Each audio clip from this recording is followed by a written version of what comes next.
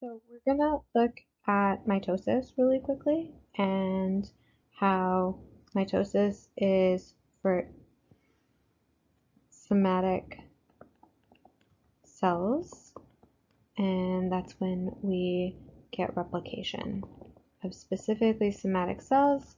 And remember, soma means body, so it's all cells except the reproductive cells, the gametes. Now, the question you had was about chromatids. So when we have a cell, we have 23 pairs of chromosomes, which means that in total we have 46 chromosomes. Now, when a cell is about to replicate or go through cell division, we need to duplicate our chromosomes.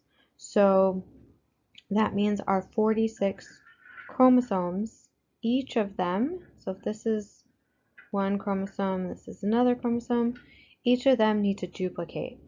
And when they do that, we end up with these kind of pair structures.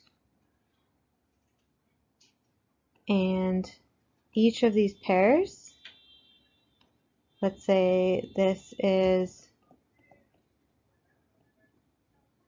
chromosome 2, and this is chromosome 4.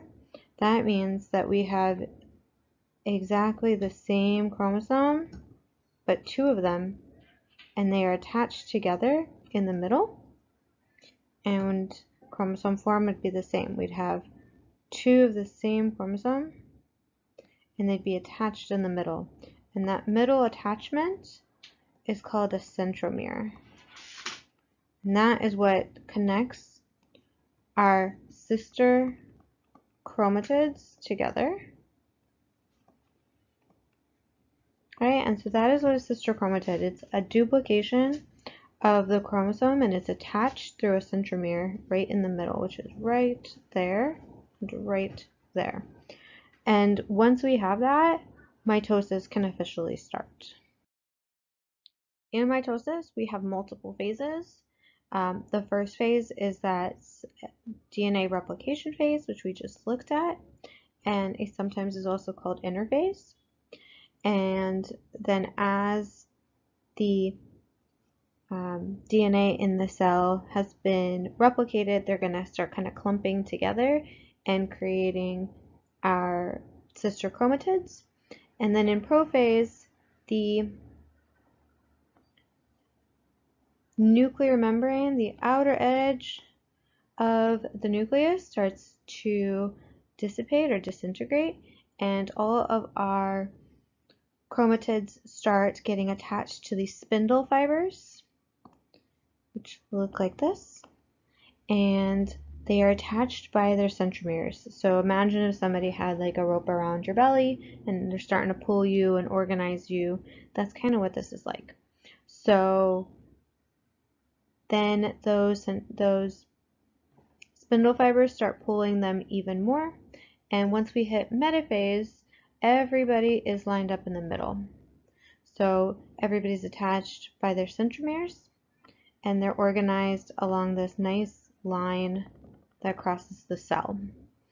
Once we hit anaphase, it's like there's a tug of war, and half of every chromatid pair gets split. So half goes one way and half goes the other way. And as you can tell, there's starting to be kind of a division happening in the middle, where we have the same chromosome going up and the same chromosome going down. And as that happens, we start getting a little bit of notice that our cell is splitting, which is also called cytokinesis. And then in telophase, we actually have the nuclear membrane start to reform and a much clearer cell membrane starting to form between.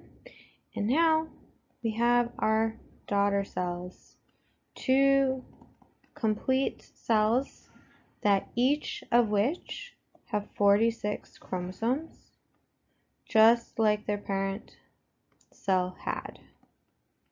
So we started with 46 chromosomes in one cell, right? This is our first cell, had 46.